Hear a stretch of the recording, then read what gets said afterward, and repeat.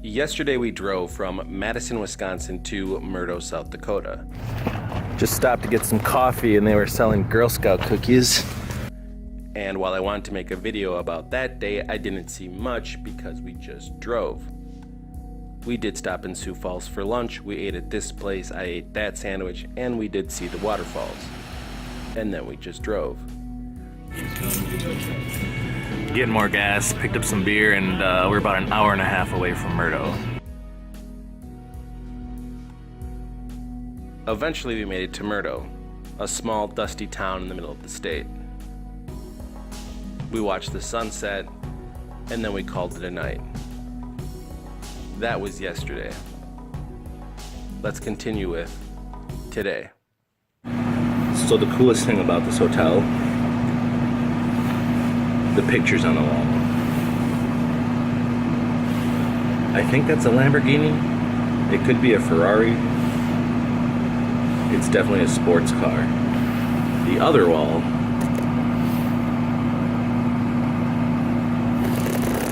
that's a Corvette, and I'm pretty sure it's a 1959 Chevy Corvette. I'm like 97% sure. But these pictures, the hotel room isn't that great, and the pictures kind of make up for it. I don't know exactly why we chose South Dakota. It's one of those places that I can drive to in a day, but it seems so different from where I'm from.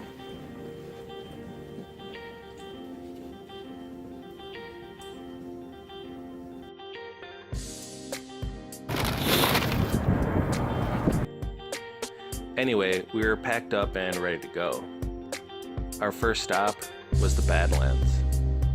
I was hoping that it was worth the wait. We drove almost 10 hours to get here. We soon found out that it was. It's an amazing place.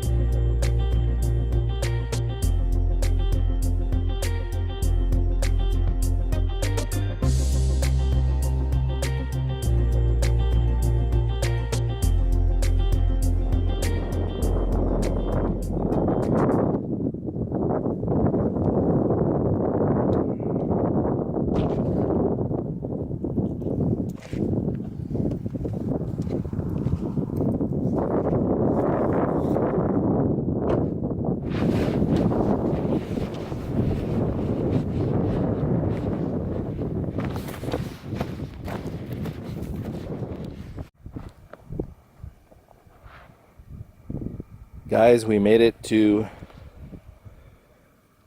the Badlands.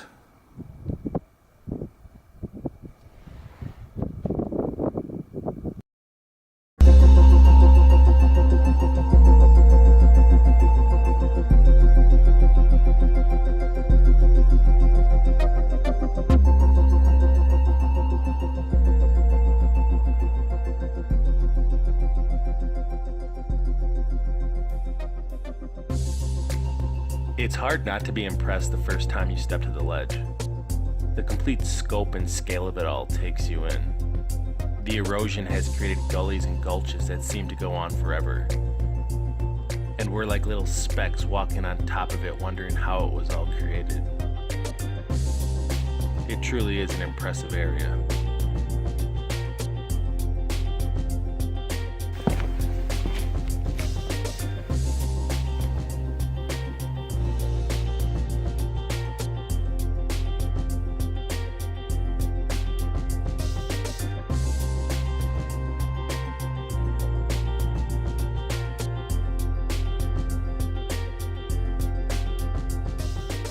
Guys, look at these rock formations. They're actually really impressive.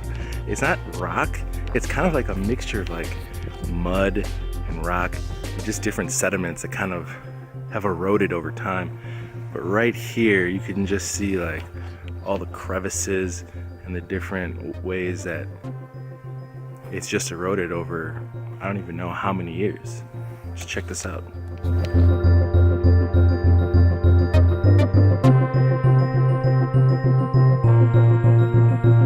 One of the things we learned is that they actually have dug up a lot of fossils and dinosaur bones here.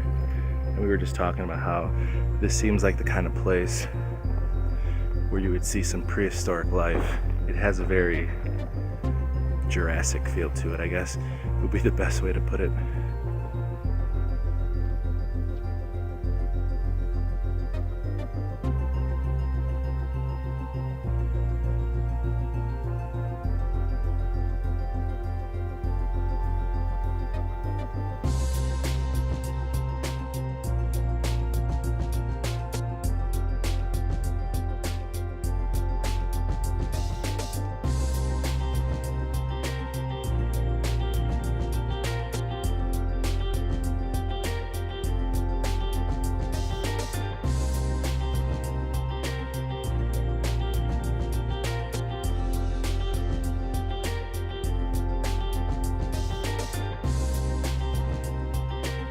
As we made our way through the park, I was real impressed with some of the colors that came through in the rock formation. There were some deep yellows and rich reds that really popped, each a representation of a different sediment that came through the landscape at a different time period.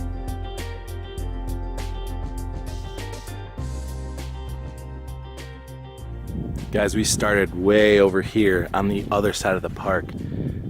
From this viewpoint, you can just see the scope of this area.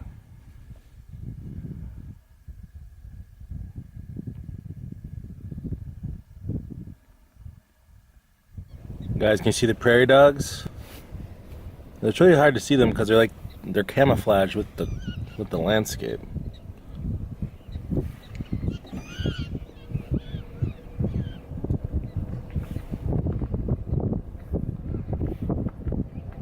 And they run across the street like all the time. Like this guy right here.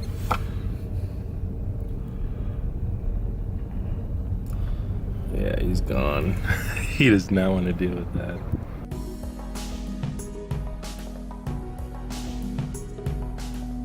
Eventually we made our way to the Black Hills, a small isolated mountain range in the southwest part of South Dakota.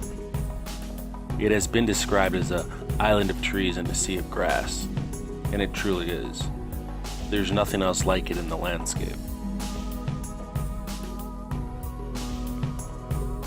Though the history of the Black Hills is shadowed, since the 18th century the Black Hills has belonged in Native American territory, specifically to the different bands of Sioux tribes that existed in the area. And in 1868, through the Fort Laramie Treaty, the U.S. government guaranteed the Black Hills to the Sioux people. But in 1877, after gold was discovered, they took the land back. The Sioux people have always claimed that was an illegal move. And most recently in 1980, the U.S. Supreme Court did in fact rule that the land was taken illegally by the U.S. government. They offered money in compensation. The Sioux tribes rejected. They simply want their land back. Just think about this the next time you visit Mount Rushmore.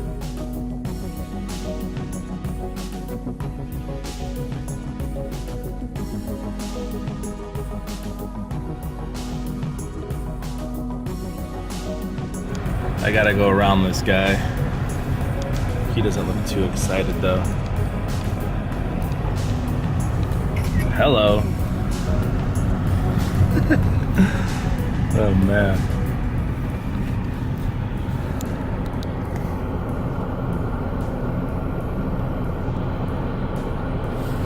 Look at these guys. They're literally right up to the car window.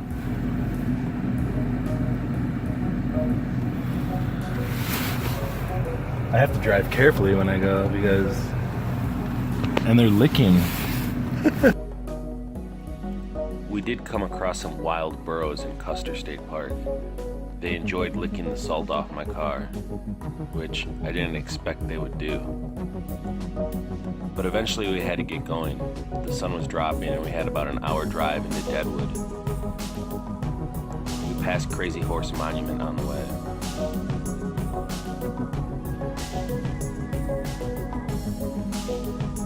And as the sun went behind the hills, we finally made it to legendary Deadwood, South Dakota.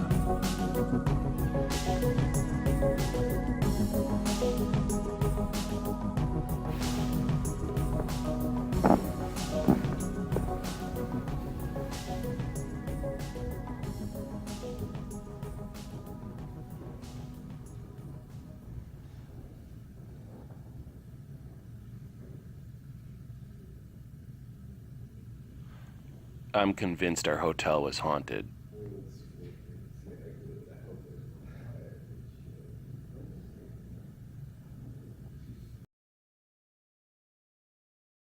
I see dead people.